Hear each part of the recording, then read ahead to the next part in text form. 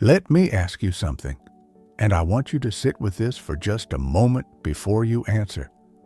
When was the last time you woke up in the morning and the very first feeling you had was joy?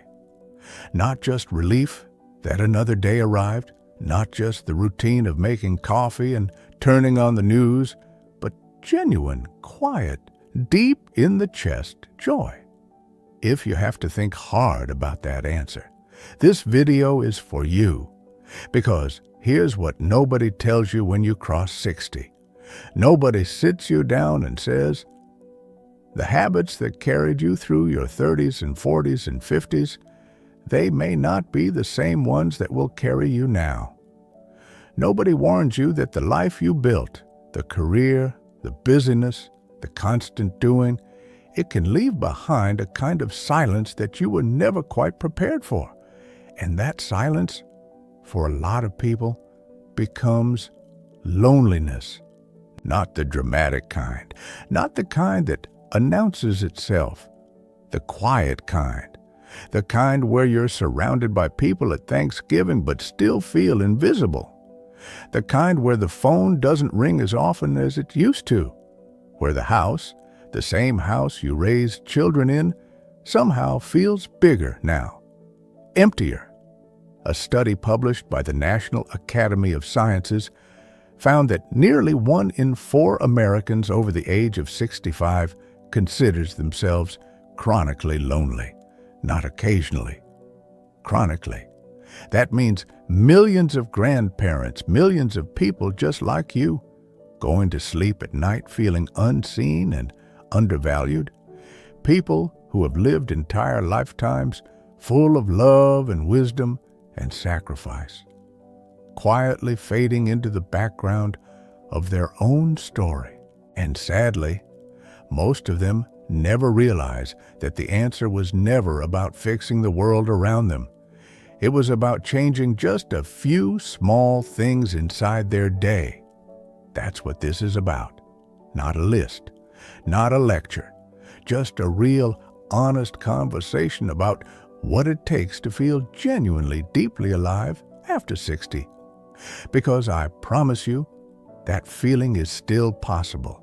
In fact, it may be closer than you think. Picture a man named Gerald, 71 years old, retired school teacher from a small town in Ohio, spent 38 years shaping young minds, going to every school play, staying after class to help struggling kids understand fractions. His whole identity, his whole sense of purpose was wrapped up in that building, those desks, those young faces looking up at him. And then the retirement party happened. The cake was lovely.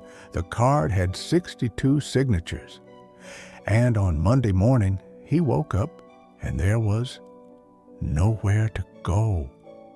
Gerald told his daughter that the first year of retirement felt like standing in the middle of a field with no map and no compass.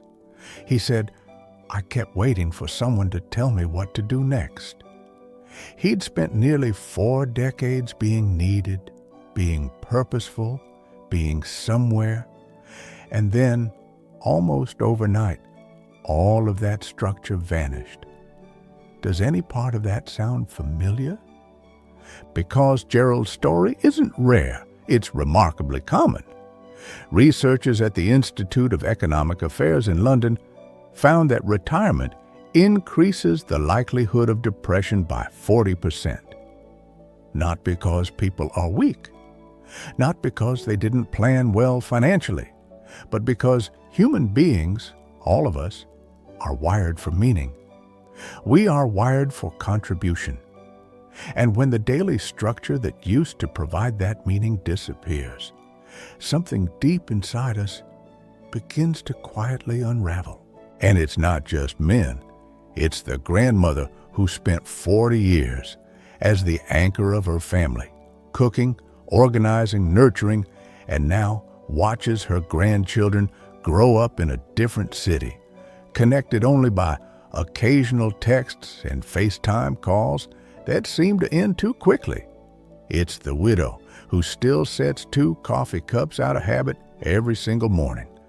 It's the grandfather who sits in the same recliner every evening watching the news, not because he loves the news, but because he no longer knows what else to reach for.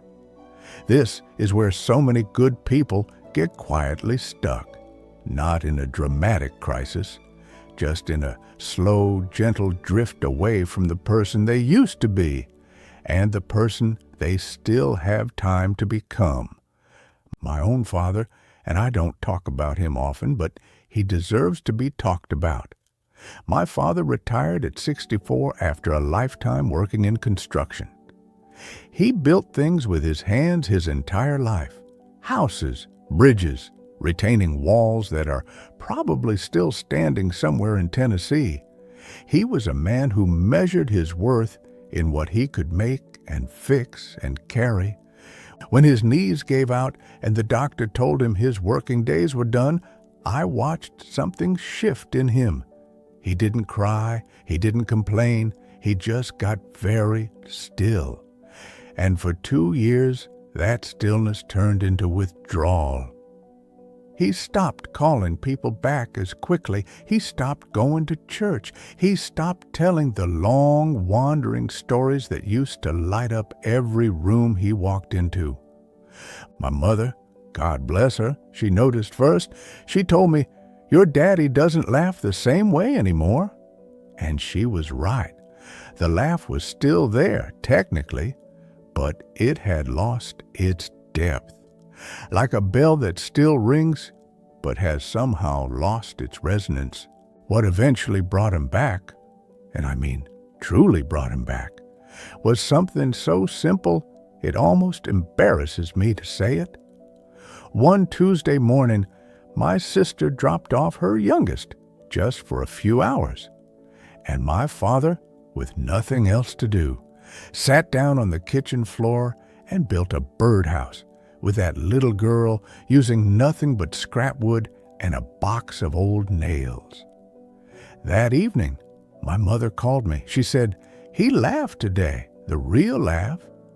Research from the University of California, Berkeley, on what psychologists call generativity, the deep human need to nurture and guide the next generation, suggests that older adults who regularly engage with younger people, especially grandchildren, report dramatically higher levels of emotional well-being and life satisfaction. It wasn't a vacation that brought my father back. It wasn't a medication. It was a little girl, a pile of scrap wood, and the feeling of being needed again. What happened next changed everything for our whole family. Because once that door cracked open, my father started walking through it more deliberately. He called my sister's kids every Sunday. He started keeping a small woodworking corner in the garage. He joined a men's breakfast group at the church he'd stopped attending. And slowly, over months, not overnight, but slowly, the depth came back into his laugh. The stories came back. The light came back. He lived to be 82. And I can tell you without any hesitation that the last 15 years of his life were among the richest he ever lived, not because everything was easy, not because loss didn't visit him, but because he found his way back to the simple, sacred habits that made him feel human. So let's talk about what those habits actually look like. Because the changes that matter most after 60 aren't grand gestures. They're not expensive. They don't require you to become a different person. They just require you to become more intentional about the person you already are. The first, and I believe the most powerful, is this. Give yourself one reason to leave the house every single day, not 2, not 5, just 1. A walk to the end of the street, a visit to the library, coffee with a neighbor, the Harvard Study of Adult Development, one of the longest-running studies of human happiness ever conducted, spanning over 80 years, concluded with a finding so simple it almost startles you. The people who stayed happiest and healthiest longest were not the richest or the most accomplished. They were the ones with warm, consistent human connection. One reason to leave the house. One reason to be in the presence of another person. That's where it starts. The second habit is one that most people resist at first. Learn something new. I don't mean go back to school. I mean feed your curiosity the way you once fed ambition. Take up watercolor painting, even if you're terrible at it, especially if you're terrible at it. Learn a few words in a language your grandchildren's other family speaks. Start a garden. Learn to bake a bread you've never made before. Neurologists at Johns Hopkins have found that engaging in new learning activities in later life builds what they call cognitive resilience, a kind of mental flexibility that helps protect against memory decline and depression. But more than the science, there is something profoundly alive-making about being a beginner again, about not knowing, about having room to grow. The third habit is perhaps the most underestimated. Move your body with gentleness and gratitude every day. Not punishment, not performance. Gratitude. A 15-minute walk taken with the awareness that this body has carried you through 70 years of living. Oh, that is medicine for the soul. Research published in The Lancet Psychiatry found that regular moderate physical activity reduces feelings of depression in older adults more effectively than many other interventions. But the key word is regular, not heroic, not exhausting, just consistent and gentle and deliberate. And then there is the habit that heals more than almost anything else. And it is simply this: tell your stories out loud. Write them down. Record them on your phone. Tell your grandchildren about the winter you were 7 years old and the power went out for a week and your whole family slept in the living room together. Tell them about the night you met their grandfather or grandmother. Tell them about the hardest thing you ever survived and how you found your way through. Because here's what the research on emotional legacy, including work done at Emory University by psychologist Dr. Marshall Duke, actually shows. Children who know their family stories, who understand where they came from, grow up with higher self-esteem, greater resilience, and stronger senses of identity. Your stories are not just memories. They are gifts. They are medicine for the people who love you. You are not done contributing. You are not past your season. The wisdom you carry was earned through living, and it is irreplaceable. And the daily habit of sharing it with patience, with warmth, without rushing, is one of the most powerful things you can do for both your own happiness and the happiness of the people who need you most. I want to leave you with something, and I want you to really hear it. There is a version of your life, starting tomorrow morning, that feels warmer than today, fuller than today, more connected, more purposeful, more quietly joyful than today. It doesn't require anything dramatic. It doesn't require everything to be perfect or easy or pain-free. It just requires that you choose each morning to reach a little further toward the things that make you feel human. One phone call you've been putting off, one walk you've been skipping, one story you've been keeping locked inside you because you weren't sure anyone wanted to hear it. Someone does. I promise you, someone does.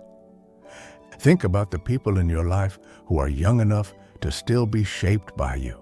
Your grandchildren, your great-grandchildren, the children next door who wave at you when you check the mail. They are watching you more carefully than you know, not for perfection, not for answers, just for a model of what it looks like to keep showing up, to keep choosing joy even when it's harder, to keep being curious and kind and present even when the world gives you every reason to go quiet and retreat.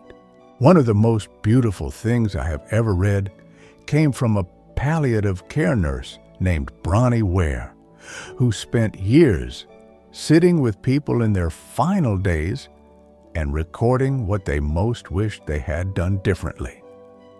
She wrote that the most common regret she heard was not about money, not about career, not about things left unfinished. It was about love that had gone unexpressed, moments that had passed without being fully inhabited, time spent waiting for things to slow down, waiting for conditions to be right, waiting for the perfect moment to finally begin. You are in the perfect moment right now, this season of your life. The gray mornings, the quiet afternoons, the grandchildren who are growing faster than you can keep up with, the memories that visit you more often now, all of it, every imperfect piece of it, is the material of a beautiful life. Not a life that is over, a life that is still being written. The house may be quieter than it used to be. The mornings may be slower.